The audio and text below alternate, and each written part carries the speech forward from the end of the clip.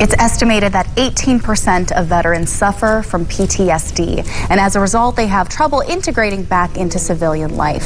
As we honor our military men and women this Veterans Day, let's also talk about how we can help them. Christine Cauwels, the Associate Clinical Director of Therapy for Cerebral, she joins us this morning with ways that we can help veterans in our area. Good morning, Christine. Thanks so much for joining us.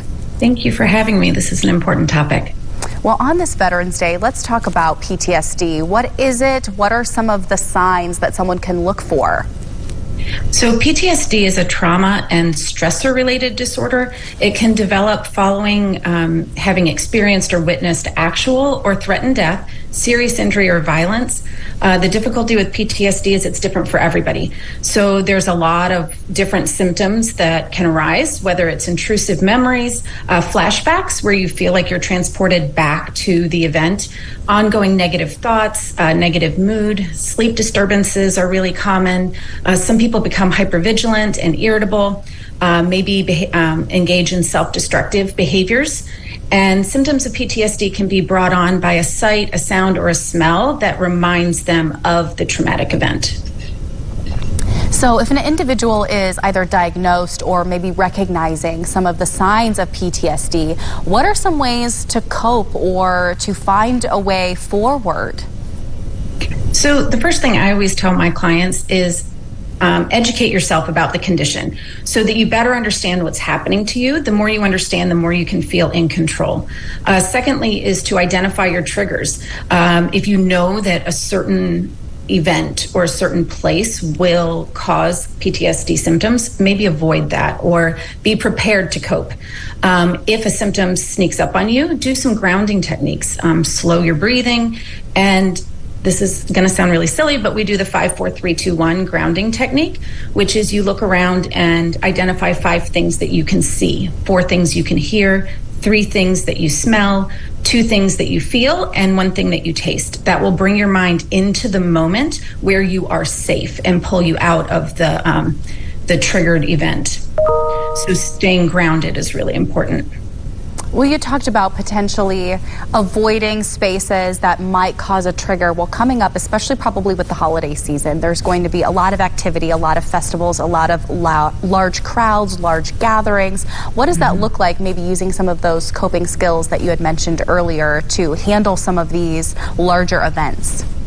Sure. So one of the things that I've heard over and over again is loud noises, sudden loud noises, not necessarily a constant loud noise, but something where a sudden loud noise, when we're talking about maybe fireworks, things that will be reminiscent of a battlefield, maybe avoid those things.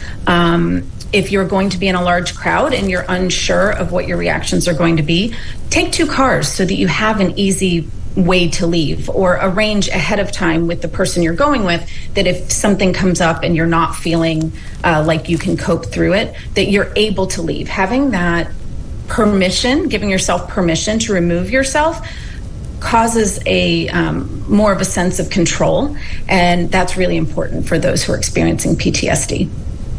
Well, let's also talk, before we run out of time, a little bit about in the workplace, maybe how to work alongside with someone that has PTSD or an employer. And then, of course, for an individual that might be hearing you this morning that would like some more resources, where could they go for help or for treatment, or just some options to consider?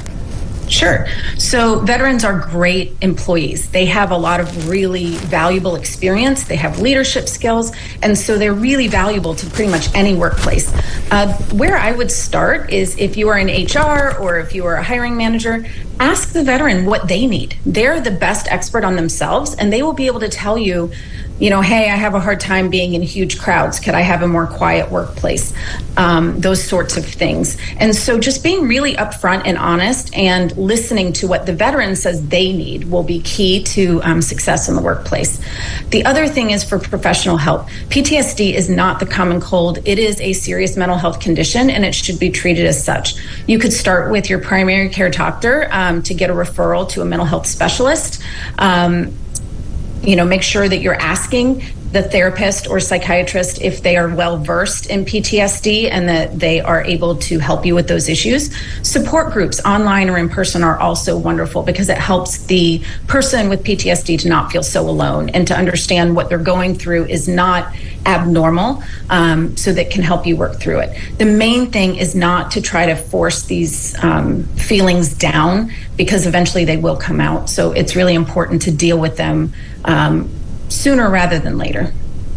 Well, Christine, thank you so much for joining us this morning here on Hometown Living to share some resources for those in our area. For more information, you can head over to cerebral.com or find them on Facebook. And there's more Hometown Living when we come back, so stay with us. With dentures from Aspen